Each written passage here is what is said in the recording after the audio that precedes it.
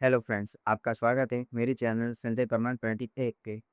तो आज हम बात करेंगे एसएससी एमटीएस को लेकर, एसएससी एमटीएस 2026 टू 2027। ओके, हम उस पर ये बात करना चाहते हैं कि उसकी स्ट्रेटेजी हमारी क्या होनी चाहिए। मतलब हम फर्स्ट टाइम अटेम्प्ट दे रहे हैं, फर्स्ट अटेम्प्ट में कैसे क्लियर कर सके, इसकी क्या स्ट्रेटेजी होनी चाहिए, वो आप भी खोज रहे होंगे।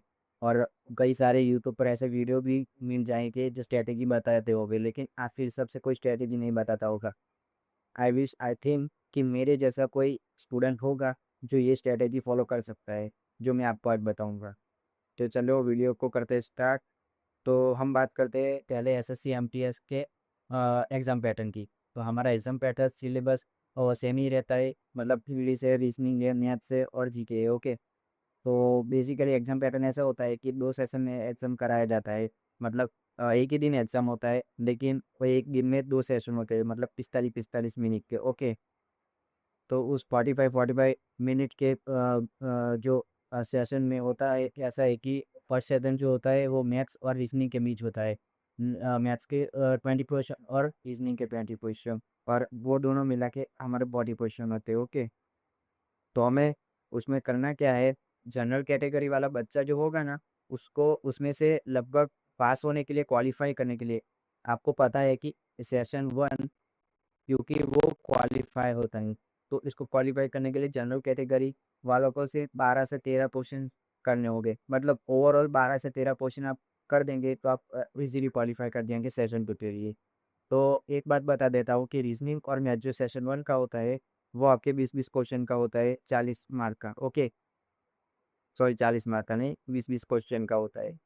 और इसमें से आपको 12 क्वालिफाइंग करने के लिए चाहिए। फिर आप वो सेशन 2 कब 45 मिनट का सेशन 1 ख़त्म हो जाता है, फिर होता है सेशन 2 स्टार्ट, जो 45 मिनट का ही होता है, और वही आपका मेरिट बनाता है। जो सेशन 1 है उसमें रीजनिंग और मैथ्स के लिए कोई नेगेटिव मार्किंग नहीं होती, और वो मेरिट लिस्ट में बनाता। सेशन 2 में नेगेटिव मार्किंग होती है और वही अपना मेरिट लिस्ट बनाता है। तो आपको सिंपली और इंग्लिश और जीके को बेहतर बनाना होगा।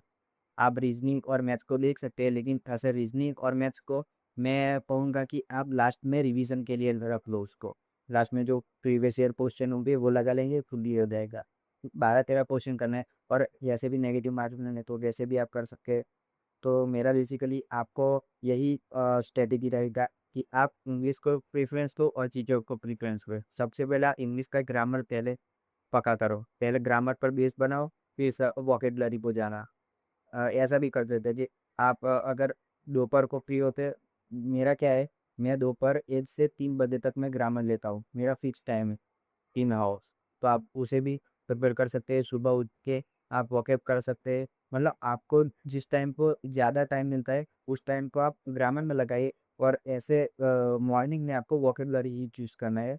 सुबह अच्छा माइंड सेट होता है, मतलब हवाएं ठंडी चल रही होती तो सुबह ऐसे याद भी रहता है। तो आपका बेसिकली यही करना है। ओके, और रही बात रीडिंग कॉम्प्रहेंशन की, क्लोज टेस्ट की, तो आप क्लोज टेस्ट की एआई से प्रैक्टिस भी कर सकते हैं। एआई को आप कहोगे, वो आपको, आप उसको मतलब कोई प्रीवियस ईयर का क्वेश्चन दोगे, उसके हिसाब से इससे माओगे तो आपको प्रैक्टिस के लिए भी क्वेश्चन दे देगा।